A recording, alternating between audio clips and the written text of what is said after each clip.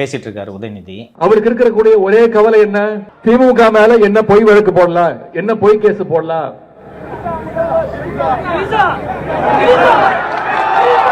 எங்க தண்ணி வருதோ இல்ல அங்க தண்ணி வரணும். காவிரி சொன்ன ஒரு நடிகை பேரை சொல்லி கத்துறாங்க கூட்டத்தில் இல்லையா? இந்த உதயநிதி மூஞ்சில் ஒரு புன்முறுவல் வந்துச்சு பார்த்தீங்களா? கவனிச்சிங்களா?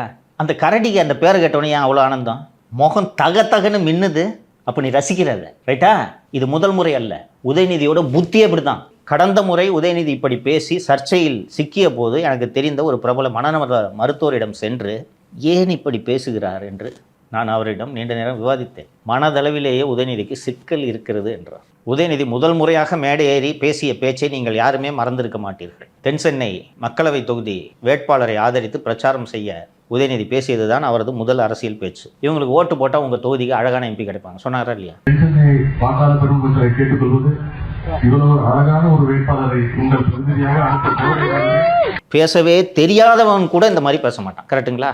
என்னையா இது பாராளுமன்றத்தில் சென்று சட்டம் இயற்றுவதற்கான தேர்தலா, ஃபேஷன் பரேடா? உன் புத்தி அப்படி வேலை செய்து. அதற்கு பிறகு எடப்பாடி பழனிசாமி அவர்களை பற்றி, அம்மையார் சசிகலா அவர்களை பற்றியெல்லாம் என்ன பேசினார் என்பதை நான் இங்கே குறிப்பிட விரும்பவில்லை. உங்கள் புத்தி எப்படி இருக்கு? இது இல்லைன்னா ஏன் சார் விடிகாத்தால 3 மணிக்கு போய் இன்ஸ்டால ஏன் சார் ரீபோஸ்ட் பண்ணிட்டு இருக்கீங்க?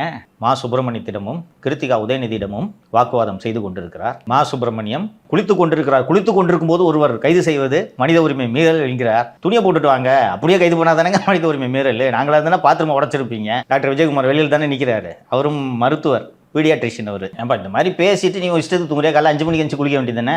9 மணிக்கு வராங்க, 9 மணிக்கு போய் குளிக்க போற நான்சென்ஸ். மற்ற நாள் தான் தூங்கிட்டே இருப்ப, இப்பயாவது சீக்கிரம் எந்திரிக்க மாட்டியா? எந்த திமுக தலைவர் ஆபாசமாக பேசாதவர் இதுவரை? சொல்லுங்கள்.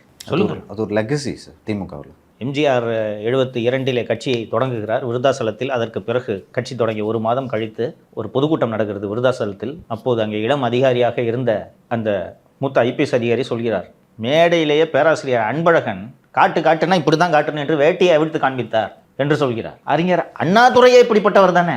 அதனால தான் இவர்களோட ஐடி விங்க ஆபாச ஐடி விங் என்று அழைக்கிறார்கள். அந்த ஆபாசமாக பேசுபவர்களை திமுகவின் தலைவர் அழைத்து அங்கீகாரம் கொடுத்தாரா இல்லையா? இன்னைக்கு குண்டர் சட்டத்தில் 2 சிறையில் இருக்கிறார்கள். இவர்களை அழைத்து அங்கீகாரம் கொடுத்தார்களா இல்லையா? ஒரு சிஎம் பார்க்குற ஆளா இருந்தாலும் பார்க்கலாமா? சித்தரஞ்சன் சாலை தெருமுனையில் கூட சேர்க்கக்கூடாது உள்ள அவனையெல்லாம். கரெக்டா? கூப்பிட்டு பார்க்குறாங்க. கொஞ்சம் கூட அசூயை இல்லை, கொஞ்சம் கூட ஒரு ஐயோ இந்த மாதிரி ஆளை பார்க்கலாமே என்ற எண்ணமே உங்களுக்கு வரவில்லை என்றால் இவர்களும் அந்த ஆபாச குட்டையிலேயே ஊறிக்கொண்டிருப்பவர்கள் என்பதை புரிந்து கொள்ளுங்கள். ஒரு அரசு தனது அத்தாரிட்டி எஸ்டாப்ளிஷ் பண்ணும். அதான் ஸ்டேட், அதான் கவர்மெண்ட். ஒரு சிஎம் பற்றி இவ்வளோ கொச்சையாக பேசுனதுக்கு பிறகு வேடிக்கை பார்த்துட்டு இருக்க முடியுமா? இன்னொன்று, இவர்கள் வேண்டுமென்றே ப்ரோவோக் செய்கிறார்கள் என்பது உங்களுக்கு தெரிகிறதா? அந்த மீசை எல்லா இடத்துலையும் அவன் பேசிட்டு இருக்காரு. கவனிச்சிங்களா நீங்கள்? டேய் வாடா என்ன தொடுறா என்கிறார். தொட்டுட்டாங்க, வழக்கு பதிவு போட்டாங்க.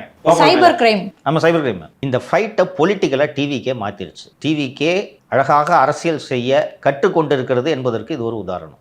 அசம்பிளியில் உதயநிதி பேசுகிறத சர்க்கமெண்ட் பண்ணணுன்ற அடிப்படையில் இந்த கைது ஏற்பட்டதாக நான் நினைக்கவில்லை.